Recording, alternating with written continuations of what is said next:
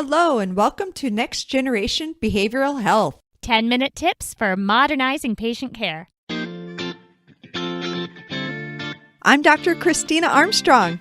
And I'm Dr. Julie Kinn. Christy and I are psychologists in the Defense Health Agency. We're part of a team that makes health technology for service members, veterans, their families, and their care teams. That's right, and we train clinicians on how to use those technologies in clinical care. In this podcast, we answer the common questions we hear, and we do it in 10 minutes or you get your money back. Today, we're going to be talking about ethical issues in the use of mobile apps in clinical care. As clinicians, it's critical for us to be thinking about potential ethical dilemmas that may come up. Let me foreshadow the end here, though. Bottom line is that all the ethical principles that apply to using health technology are the same ones you all are already familiar with. There's really not anything new that you need to learn. It's more about applying the existing principles to using mobile apps instead of using things on paper. That's right. All of the ethical standards that we have to follow as clinicians still apply, even if it's a new technology. Right. Just like when we started using telephones in therapy and when voicemail became a common thing and recordings, that fits into our ethical standards, just like using recordings on the Prolonged Exposure Coach app. For example, when we're doing therapy via holograms one day, a lot of people are going to have questions. A lot of people are going to imagine a lot of ethical dilemmas that might arise. But we do always have to go back to those ethical guidelines that are a part of our professional practice. Yes, so we'll start getting into these today with some examples, but we're very much hoping to hear from you all. Give us your questions. Send us some stumpers. Yes. So in the meantime, let's think of some of the ethical dilemmas we have heard from some providers. Let's see. I'm going to give you one, Julie, and I'd like to see what you would do in this situation. Okay. Uh-oh. What would you do if a provider hears about a really cool new app for cognitive behavioral therapy for insomnia? Like the CBTI coach made by the Department of Veterans Affairs with help by T2? That's right. Oh, okay. So imagine you're a provider in the VA or the DoD, and you are treating a patient for insomnia. And although you are not trained on cognitive behavioral therapy for insomnia, you say, hey, I know about this really cool app, CBTI Coach. And I think I'm going to use it because my patient has insomnia and that feels like a good fit. So do you see any ethical problems there? Why, yes, I do. This would be a really short episode if I said, nope, no problem, go for it. Okay, so again, back to what I said before, that this isn't anything new. It's our same ethical standards. Finding out about a really cool app and then starting to use it without being trained in the modality that it's based on is similar to seeing a book on motivational interviewing, picking it up, flipping through it, and then handing it off to your patient and say, yep, we're going to do motivational interviewing instead of actually being trained on it. Except in this case, it's a mobile app, and by you recommending it to your patient, you're implicitly saying, here's a treatment I believe in and that I know about. Let's start doing this treatment. Now, there's safety measures built in to these mobile apps made in the DoD and VA, in that they make it very clear in the app that some of these should be used with a provider and how to find providers, etc. But that's not always going to be the case with other apps out on the market.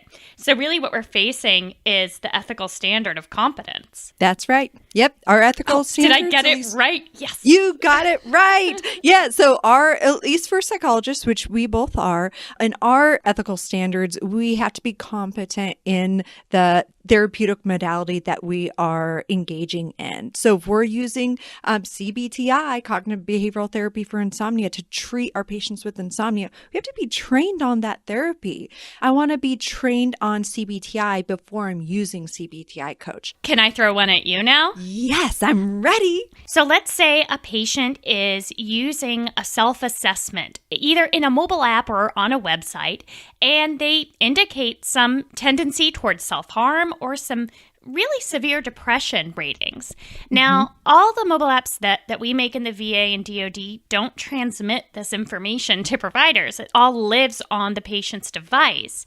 So no one's actually getting that information in order to jump in and help with immediate care. That's right. Let me jump into the nightmare terrain. Let's say a patient has an incident of self-harm. Is that provider liable? Were they ethically responsible for checking the responses on that self-assessment? That's a really good question. And so there's two ethical standards that are applicable in that scenario. The first one is confidentiality, and the second one is informed consent. So informed consent, I see, is the bigger, more important issue here because it could prevent issues in the future. So in this scenario, it's really important throughout the informed consent process is that you let the patient know, hey, we're going to be using this mobile application as a part of our treatment.